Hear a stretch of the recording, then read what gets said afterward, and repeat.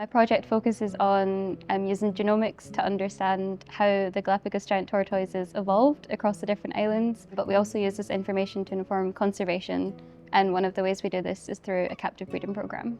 This project is quite unique in that the captive breeding program we're developing, it actually involves hybrid individuals, so individuals that have ancestry to lots of different species of Galapagos giant tortoise. And the reason this is unique is because one of the species is actually extinct. The captive breeding program tries to aim to increase this ancestry of the extinct species, but also importantly just keeping the population genetically diverse overall as well.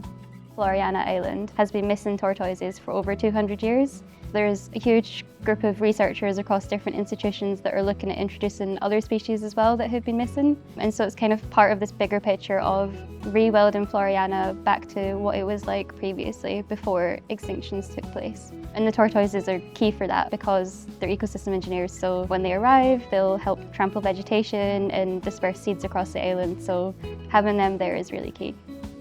There's a lot of genomic analysis involved in this, so we have blood samples from all of the breeders that are currently in captivity, and from that we can determine how related they are to each other. We then take these relatedness values between each of the individuals and we use them to form a breeding group using a software that we've developed. It means that none of the offspring will be inbred in the population, so we're controlling for that. And then we tell our collaborators at the Galapagos Conservancy those results and they form the groups. From there, we kind of just hope for the best and hope that they do produce offspring.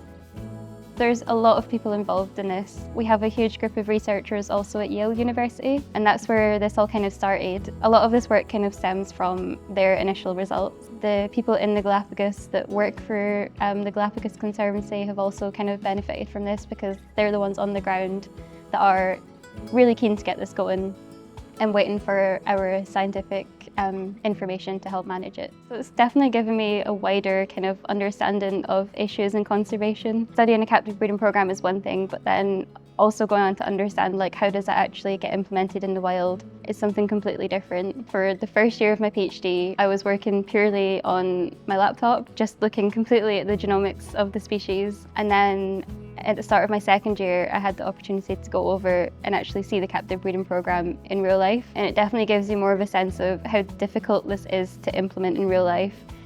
Because when you're sat on your laptop with the genetics, it's very easy to just create breeding groups and say this is how they should go. But then in real life, when we're actually over there visiting the captive breeding centre, we get a sense for how good a job they're doing over there to keep this as we recommended. So this year, hopefully in the summer, they should be releasing the first offspring from the captive breeding program back onto the island. So that's kind of the first milestone from this project. That's not only from my PhD for it, but from previous projects that have also looked at this. So that's really quite big and really exciting. But also I think it kind of stands as a good example of how you can do this kind of captive breeding program, and especially with using museum specimens to understand ancestry of species. There might be some more examples out there of extinct genes living on in animals that are currently alive. In conservation, there is a lot of kind of bad news and it's like hard to find optimism, I guess. But then actually seeing something go from results on a laptop to implementation and then hopefully in 5 or 10 years' time, a conservation success story is really inspiring.